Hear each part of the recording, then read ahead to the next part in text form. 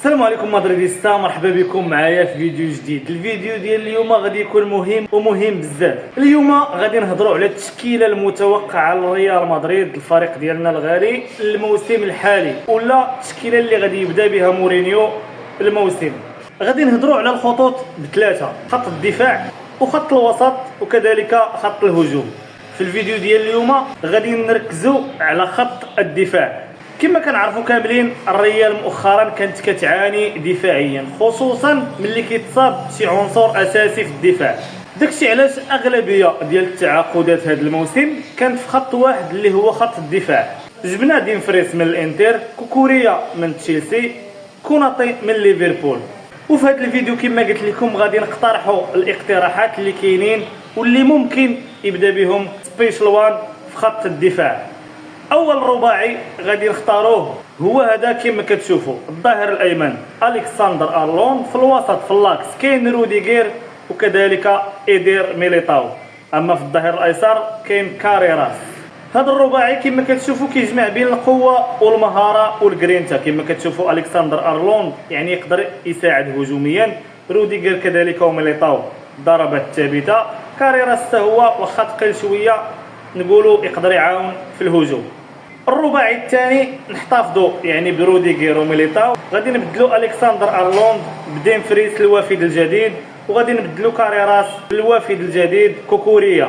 هنا غادي نحطوا ارلوند في الظهير ايمن، كوناتي الوافد الجديد في اللاكس، حداه اسينسيو وحداهم كاريراس. الاختيار الرابع ولا الرباعي الرابع المقترح هو ديمفريس الوافد الجديد، كوناتي في الوسط هو يلاه جا ريال مدريد، اسينسيو ابن النادي، وكوكوريا الوافد الجديد. هنا مدريديستا ما تنساوش واحد النقطه ولا واحد الملاحظه، يعني في اللاكس ممكن يكون تغيير، يعني مثلا يدخل كوناتي مع ميليتاو ولا يدخل كوناتي مع روديغير، يعني على حساب الجاهزيه ديال اللعابه وعلى حساب كذلك كل مباراه شنو اللاعب اللي غادي يكون مناسب لها.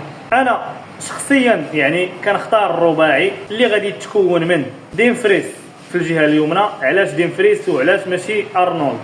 ديمفريس الاخوان يعني سريع وعنده الفيزيك ناضي، حتى البنيه الجسمانيه ديالو كتخليه يربح الصراعات الثنائيه، ماشي بحال ارنولد واخا هجوميا واعر ولكن في الدفاع ناقص شويه. في اللاكس غادي نختار ميليتاو من بين احسن اللعابه اللي كاينين في اللاكس ديال الدفاع، لولا الاصابات كون راه دابا كيتصنف من بين احسن المدافعين. حدا ميليتاو غادي يكون الاختيار ولا الحيره بين جوج اللعابه اللي هما كوناتي الوافد الجديد ودين هاوسن. هاوسن واخا كيدير اغلاط ولكن كيعرف كيفاش يخرج الكره، عنده عمليه البناء من الدفاع كتكون رائعه، وقليل فين كيكون مدافع كيعرف يبني من اللور، يعني كيعرف يبني الهجمه وكيسهل اللعب على خط الوسط. شخصيا غادي نختار دين هاوسن. اما في ظهير ايسر فاكيد غادي نختار كوكوريا، يعني كوكوريا وكاريراس فرق كبير بين كوكوريا وكاريراس، وكنتوقع ان كوكوريا ما كاينش اللي غادي يحيد ليه الرسميه ديالو في ريال مدريد. يكون الرباعي اللي اختاريت هو دين هاوسن، ميليتاو، كوكوريا وديمفريس. هذا هو الرباعي اللي شفتو انا احسن رباعي اللي يمكن يعتمد عليه المدرب جوزيه مورينيو. انت كمتتبع ولا مشجع ريال مدريد، شنو هو الرباعي اللي كتفضل انه يكون رسمي في التشكيله ديال ريال مدريد في الدفاع؟ خلي لي الراي ديالك في التعاليق، وما تنساوش هلا مدريد.